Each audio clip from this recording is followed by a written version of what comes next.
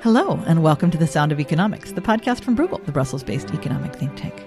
Today is Friday, February the 28th, and we are here to talk about very fast-moving developments involving the war in Ukraine and how Europe and the European Union are going to respond to it. I'm your host, Rebecca Christie. I am joined today by my Bruegel colleagues, Guntram Wolff and Heather Graby. We are looking at, on Saturday, so before this podcast is published, a meeting of European leaders, many of them, in London with Keir Starmer, the UK Prime Minister, and also Ukraine's Volodymyr Zelensky. And then on March the 6th, the EU and Zelensky will be having a summit in Brussels. The framework for that summit is, what are we prepared to do about Ukraine? What is the European Union prepared to pay for and come together to do? What sort of collective action can be taken? Heather, how important are these meetings and what's possible now? These meetings are all about redefining the alliances. So it's redefining NATO with the US not engaged in the way it has been as the anchor and the hegemon in NATO right since the beginning. That's a huge change. And the meeting on Sunday in London that Keir Starmer will host is really important in defining what kind of NATO alliance there is now. There will be 13 NATO members there, by my count, including Norway and Turkey, but without those who've blocked aid to Ukraine and have expressed support for Russia, notably Hungary and Slovakia. And Zelensky will be there.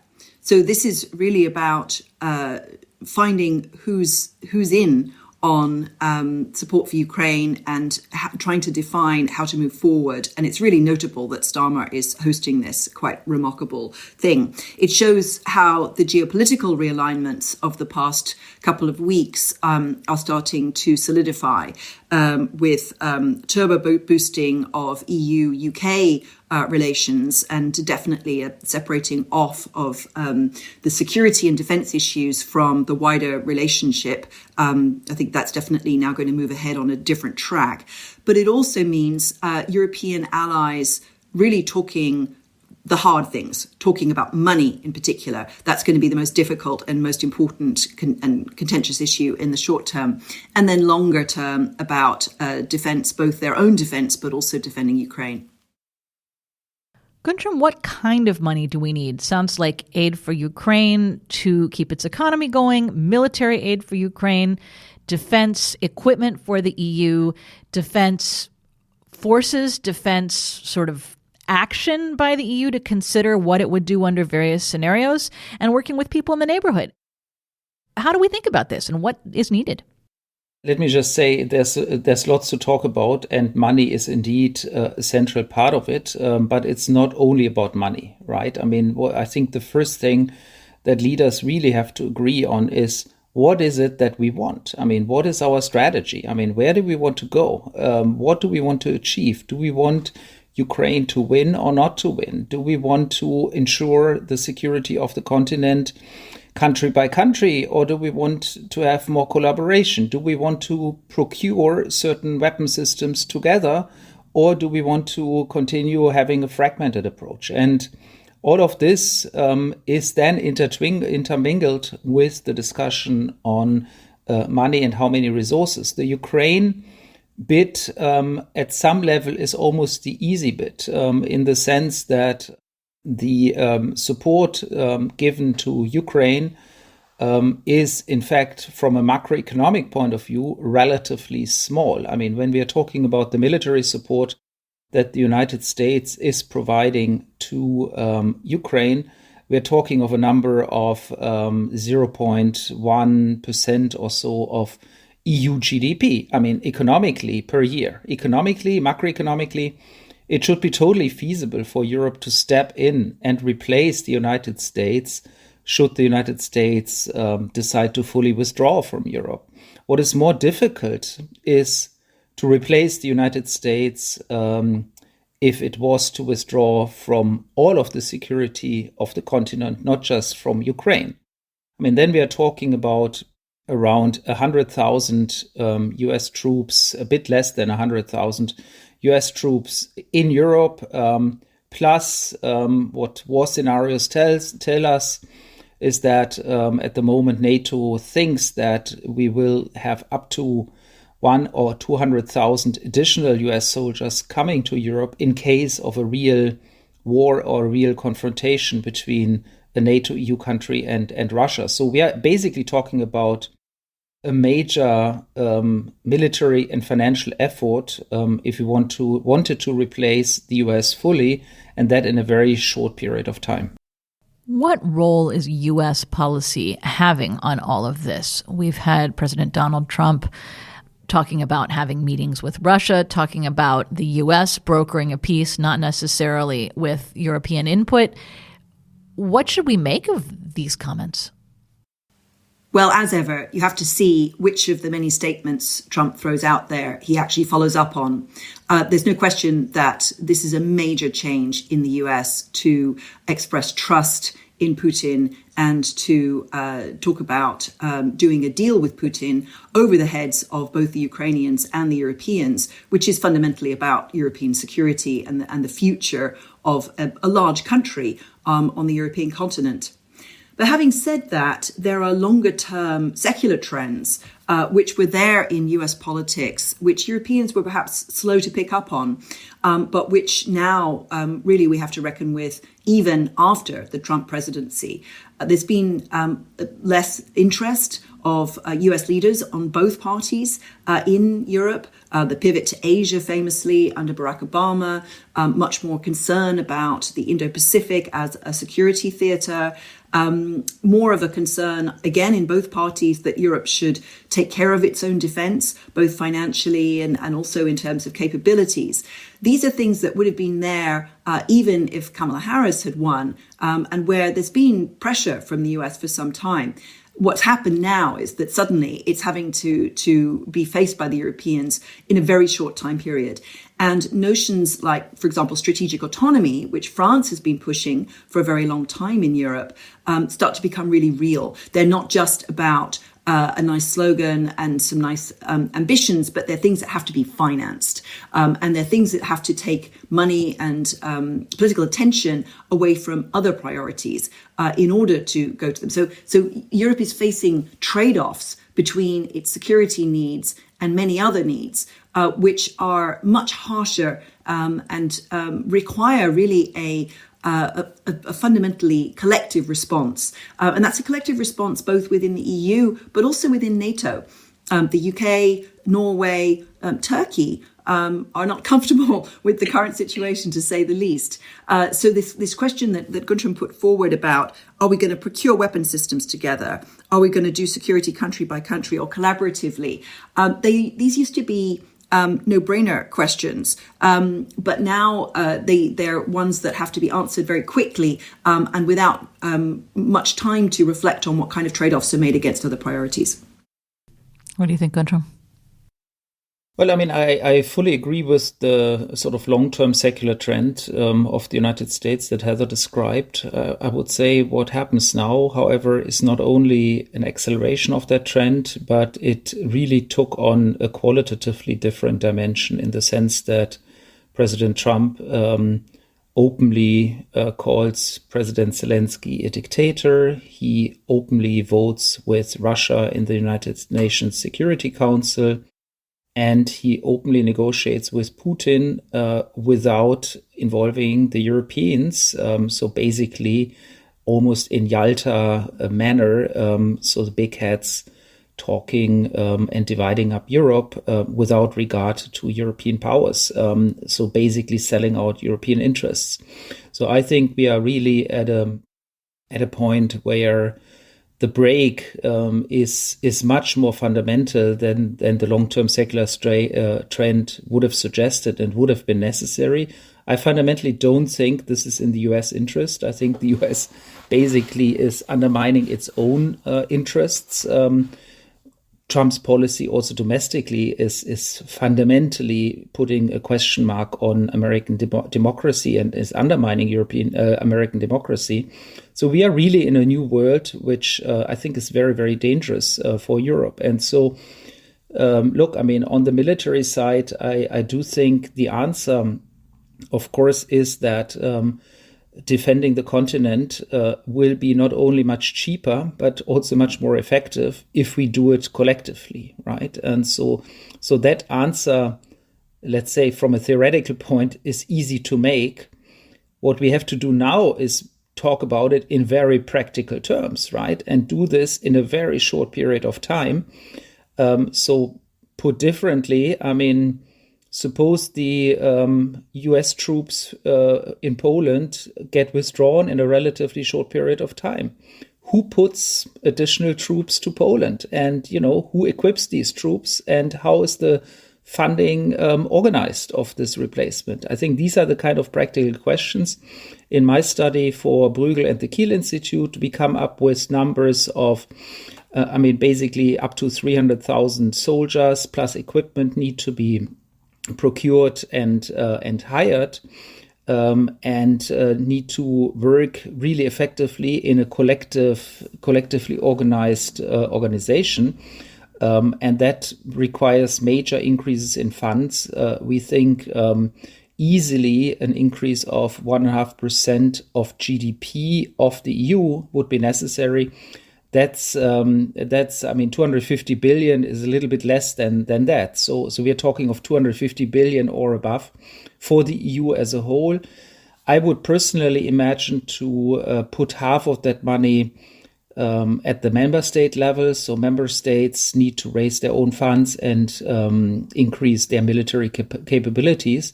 But I would really think we need roughly half for joint procurements for the so-called strategic enablers, which are basically systems that currently only the US provides to NATO and that would have to be replaced. So that's information systems, satellite communication, certain air defense capabilities, air transport capabilities, missiles, so drones, so things we don't have in enough quantity at the national level. So that kind of stuff, I would really hope we can buy it collectively to bring down costs and really reap the benefits of a large European market. And this is especially tricky because there are choices to be made about what kinds of capabilities to invest in. And there isn't time for a long strategic defense review and a long discussion among the member states to come to an agreement on that. So, for example, should Europe be investing in the kinds of weaponry which traditionally were there for territorial defense, so things like tanks, or should it be protecting against drones, which are incredibly important on the battlefield and where we see an evolution month by month in Ukraine in both the technology used and also the kinds of capabilities that are needed, for example, jamming devices and so on. Should we be investing for an old-fashioned kind of land war or much more of a drone war, or should we also be investing in avoiding the kind of hybrid attacks that Russia is already conducting on the European continent and which could be ramped up dramatically? So things like attacks on undersea infrastructure, like all these cutting of cables that's been going on, or trying to ensure that factories with defense equipment in them are sufficiently protected, or infrastructure like on offshore wind. These are the kinds of things where Russia has already been doing a lot of sabotage. We've seen attempts to scare local populations. For example, recent claims about the way that Russia has perhaps even been paying agents to conduct attacks in German towns in the run up to the election. This was a discussion in the German Parliament's Intelligence Committee yesterday. So these the kinds of things that we should be investing in, because Russia can undertake that kind of hybrid warfare on European territory, even if there isn't an open conflict. So these are a lot of different kinds of civilian or kind of dual use technologies that and capabilities that European countries need to invest in. And we haven't seen the kind of political consensus around this that would also bring the public along. People are aware of the threat. People are very, very aware of the headlines from Trump, but there are different threat perceptions in the member states of what kinds of threats are most important. You know, if you live in the Baltic states or Poland, if you're on the Russian border, you might really be very concerned about a land invasion. Whereas if you live in Spain, you might be concerned about quite different things. So the need to bring countries together, both in terms of their strategic analysis of the threats, decisions about what to invest in, and persuading the public, this is all happening very, very quickly. And it will take some time for them, probably longer than we would like, to come to decisions. In the next part of our podcast, I'd like to spend some time specifically on joint European spending. We have seen the EU go from a fairly small central budget that mostly paid for administration, agriculture subsidies, and some research and development type of functions, to a huge and existential debate about fiscal backstops during the Euro sovereign debt crisis, and then a less contentious but even more financially significant effort to respond to the coronavirus pandemic in 2020. Now we are looking at, perhaps unthinkably, Europeans seriously talking about whether to borrow together to buy weapons together, or look at funding for something that, at least from the big picture, looks a lot like a European army. Guntram, are you surprised by this? I had always thought that Europe would be more likely to fund an electricity grid to free up money to spend nationally on weapons. But the idea that we would be talking as seriously as we are, the Commission and the Council and the member states, about borrowing together for weapons, that seems huge to me. Oh, absolutely. It is huge. I mean, we are, I think, really speaking again in historical terms here. I mean, what we are observing is really history in the making. And I think the old saying that Europe moves ahead and comes together at moments of existential threat. I mean, that saying, I think, is probably correct and captures it quite well. I mean, I think the first point that I think we need to really answer is, to what extent do we think should additional military expenditure be funded by deficits, right, by issuing debt? And there, my answer is, as an economist, is really that in the short term, such an increase needs to and should be funded by deficits. And there's really two reasons why that is the case. I mean, the first is a simple economic reason. If you, in the very short term, raise taxes massively or you cut spending elsewhere, that involves significant costs to the economy. Tax smoothing and consumption smoothing arguments call for additional debt. The second economic reason is that some of this equipment that you're buying is really going to be useful, not just for a year or two, but really for decades, hopefully. So in other words, these kind of long-term stuff needs to be funded from an economic perspective with a deficit. The second reason is, of course, a political one. I mean, it's simply unthinkable that within 1 year we would go and slash our social budgets to those numbers. So in the end of the day, we will need debt, and the debt will be particularly important in the beginning. In a few years' time, we will have to manage to reshuffle budgets so that defense spending moves up and, well exceeds the 2% threshold. I would say it should be more than 3%. But that's a medium-term development, not a short-term development. And so the question is, if you have all that debt, I mean, do you fund it and do you issue it at the national level or at the European level? And that's where we have a big discussion. I think in the end, we will have both. At the national level, the constraints are the national fiscal rules, and in some countries, the national sort of ratings, which might not be that good anymore. And at the European level, the constraints are basically political and legal constraints. So what is it that the European Union can do in terms of borrowing? Well, it probably will need a unanimous decision to borrow. And on what can it spend? And there is a big legal discussion whether the treaties would allow to spend EU money on defense related products. So that's the big debate here. And I would say my last word on the European level, there's of course then also discussion to move outside of the EU treaties and do it in an intergovernmental vehicle, perhaps ideally even including the United Kingdom and Norway, but then drop some countries that might be less willing to participate, such as Hungary or perhaps even Slovakia. So that's, I would say, broadly where the debate is at the moment. Could you see another European stability mechanism forming? You talk about intergovernmental. We've seen Europe build these outside institutions, and it's pretty complicated. Yeah, I mean, absolutely. So if one wanted to do an intergovernmental mechanism, it would have to be really quite an established institution such as the ESM.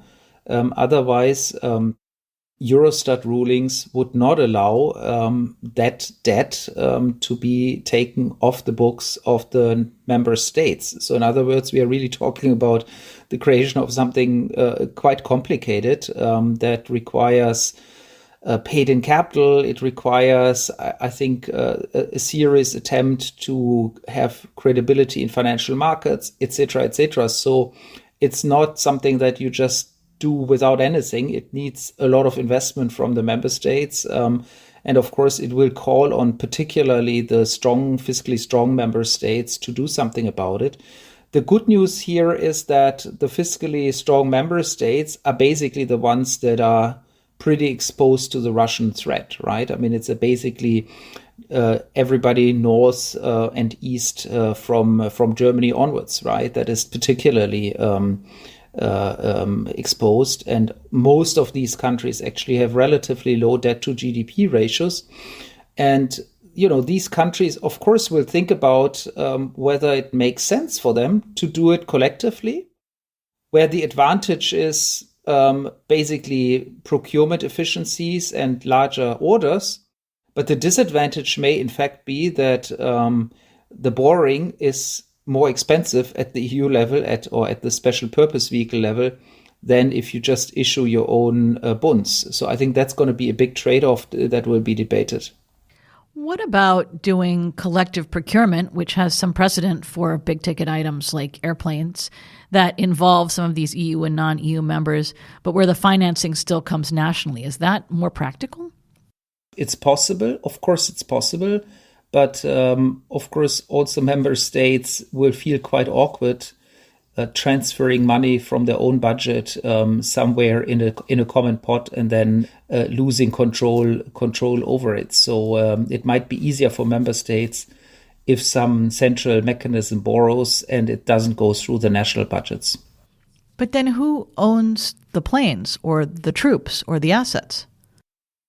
Yeah, that's another question that isn't answered. So basically, in the current construction, the procurement could be done jointly, but then the planes would have to be delivered to the national armies. I mean, we wouldn't create planes run by the European Commission or anything of that sort, because basically there's neither a political nor a legal base on which you could sort of have an EU army running planes. I mean, that is something that is at this stage, I would say, completely utopian.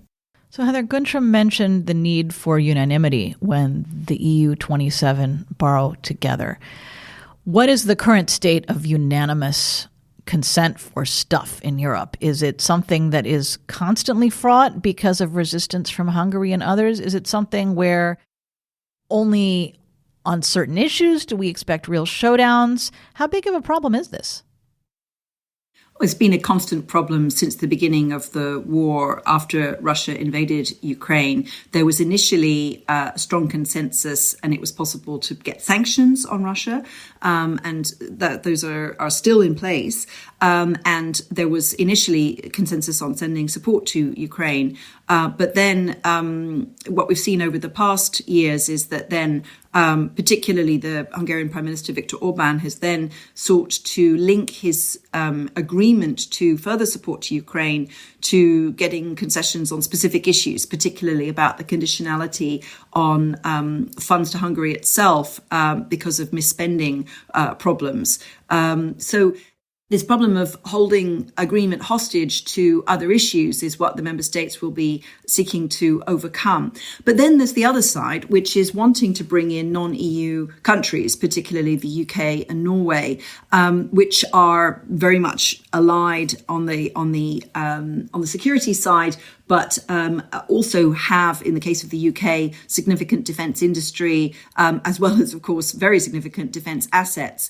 What nobody in Europe has is the logistics that the US has been providing. So military transport, air-to-air refueling, and all these kinds of things.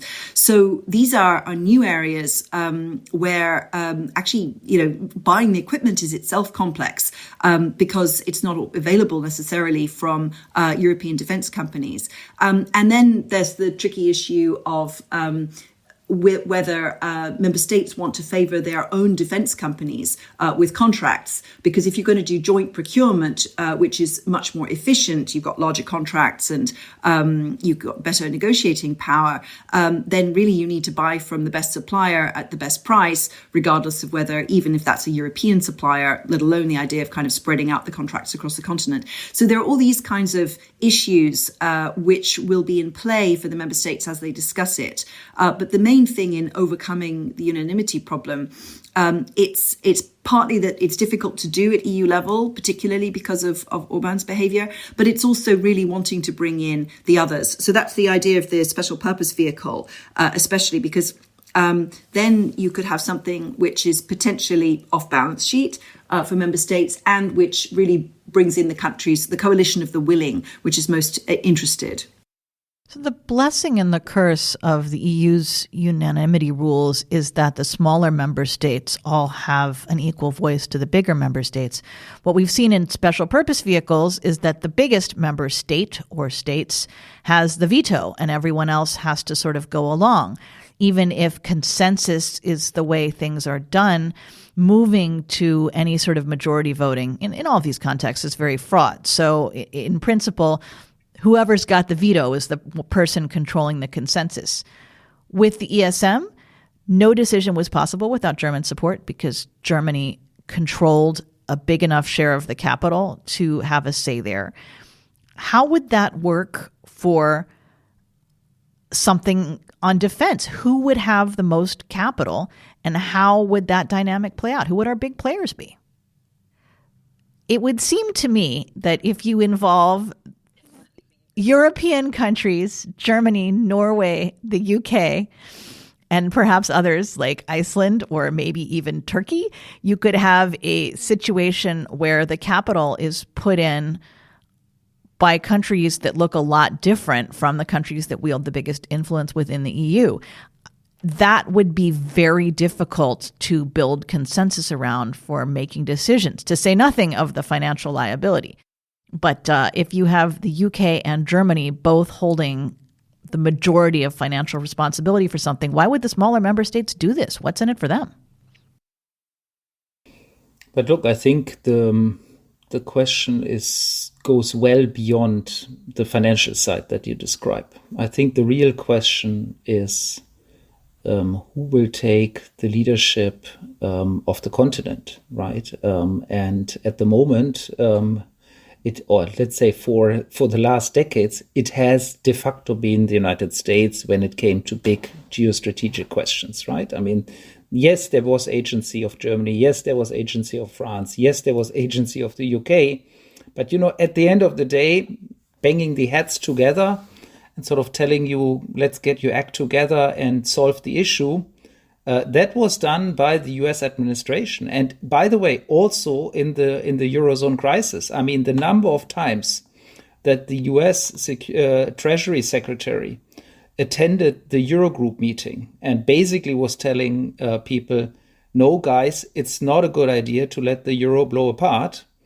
That was really very often. And so this is the question. Now that the United States is gone, or if it's really permanently gone, who's taking the leadership? And, historically, it's very clear that Germany, of course, cannot be just any other country because it's bigger than the others.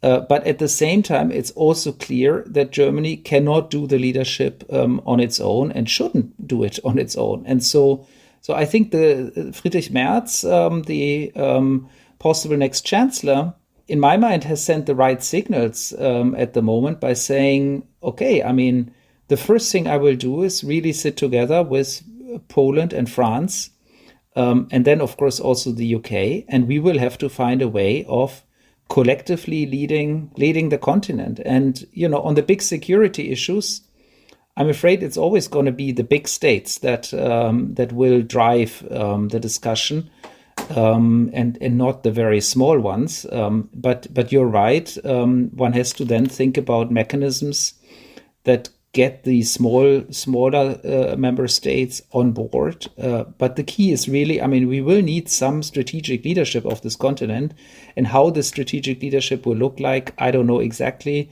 It's clear that no member state in the EU alone can do it. It will have to be somehow collectively organized. Germany will play an overproportional role, but it will not be the only one. And I think France will play a really, really big role, because in security terms, France and the UK are, I would say, probably more advanced in strategic thinking than Germany is. So I think it's really going to be quite an interesting thing to observe. I think we should also remember the words of Paul-Henri Spaak, a Belgian prime minister, who remarked many decades ago, all countries in Europe are small now.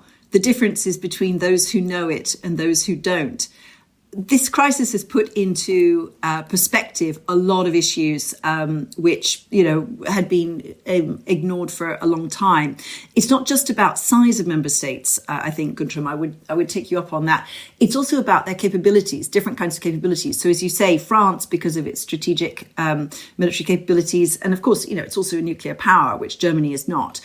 So France and the UK are really fundamental on defence capabilities in ways that Germany is not. But when it comes to fiscal firepower, that is not France, that is Germany. But it's also some of the frugal member states, as they used to be. They're no longer so frugal, at least on defence.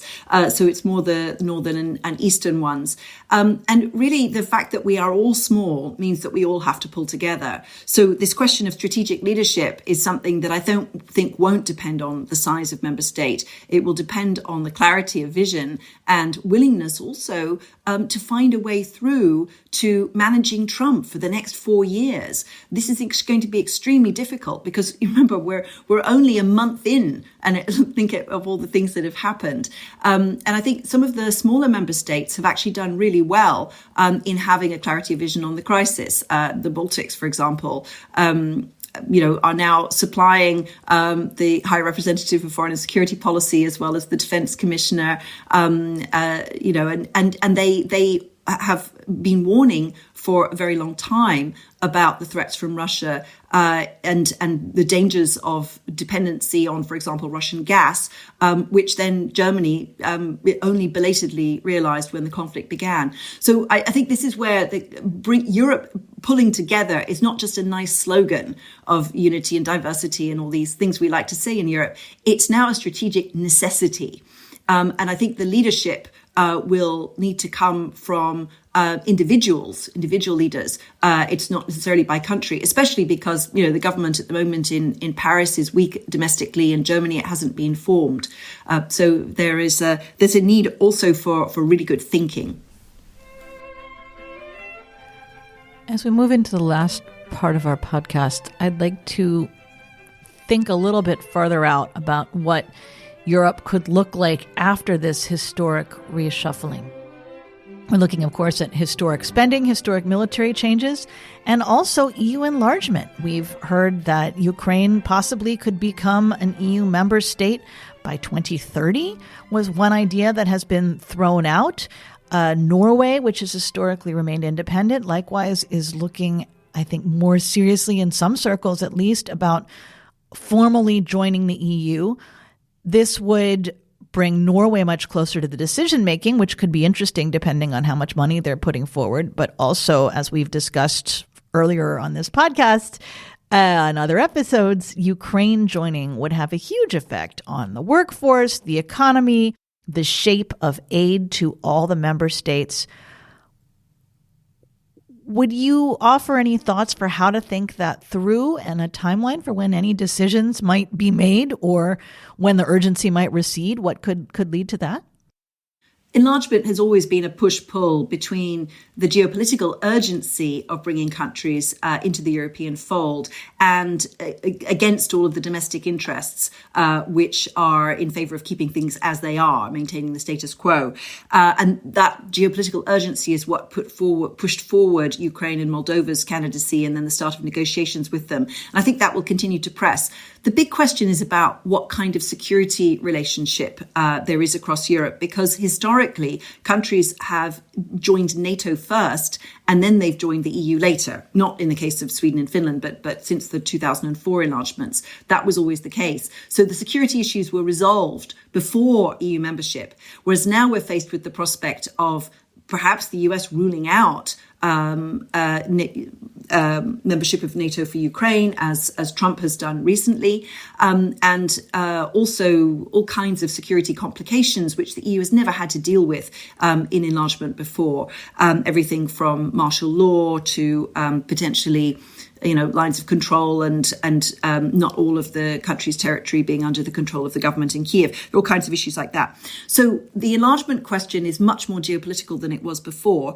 I think 2030 for Ukraine would be pretty optimistic, simply because joining the EU is not only a geopolitical issue. There's also the 200,000 pages of EU law to adopt and implement and so on. And for a large country which is at war, that's pretty difficult to do.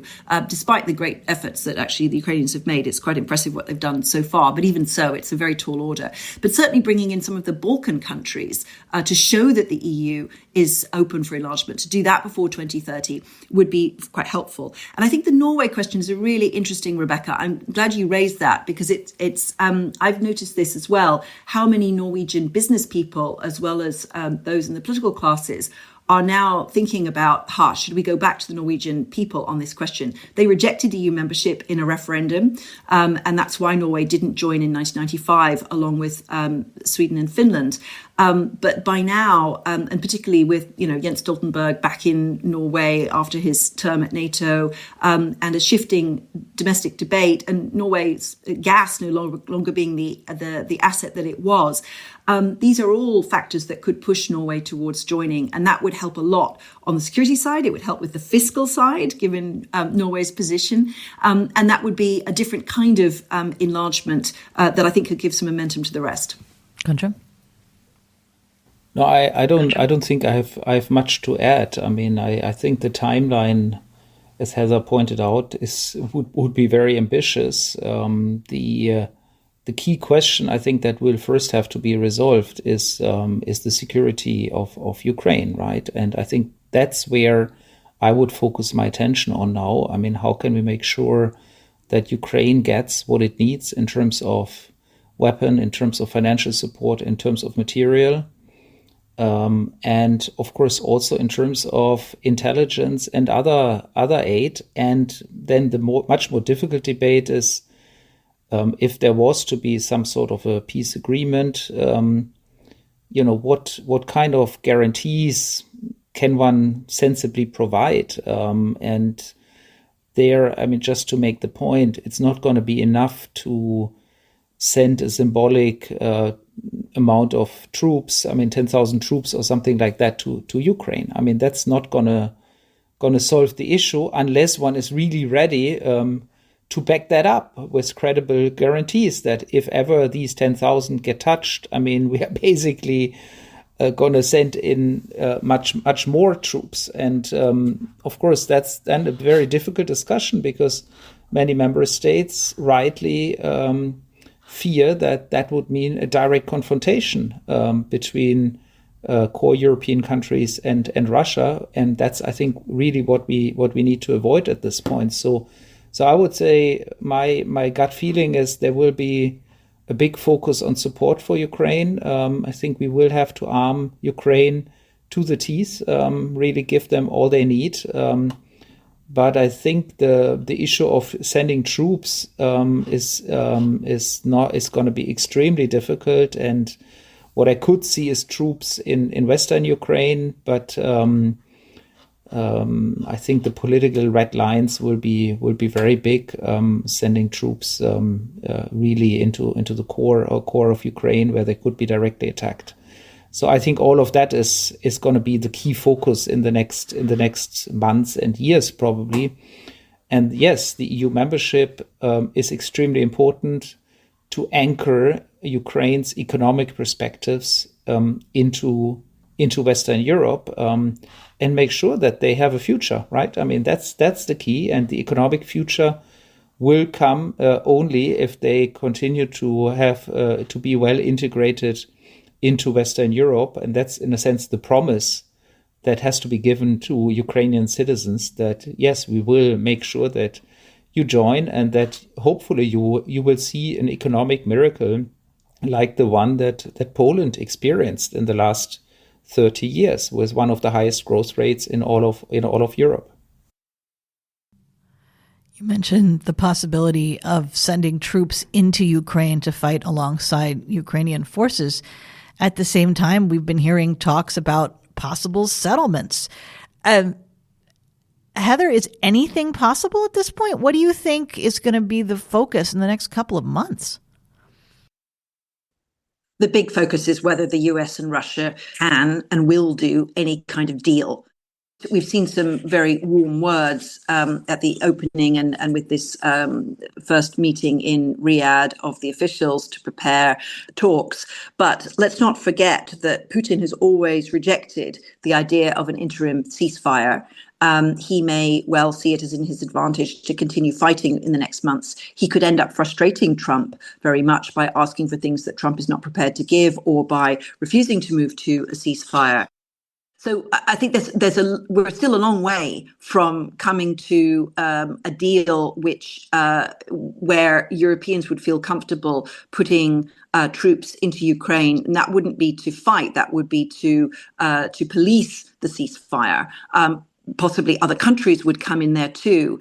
It's not impossible to imagine a UN-mandated peacekeeping force of some kind. Remember that both the US and Russia are on the Security Council, and if, say, Chinese peacekeepers were involved, that could bring in another Security Council member. So there's a lot that can happen over the next months around this deal, which may or may not involve troops on the ground, but it would very much be around policing the ceasefire rather than European troops fighting in Ukraine.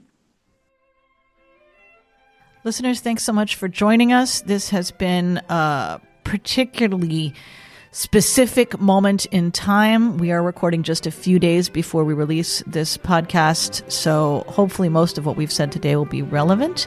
Thank you so much for joining The Sound of Economics. Gunther Wolff, Heather Graby, I'm Rebecca Christie. You can find their writings on Ukraine and on defense spending and on Europe at our website, Bruegel.org. Podcast is here on all of your favorite podcast channels, Spotify, Apple, YouTube, and our own website, of course. Thanks for listening, and see you next time.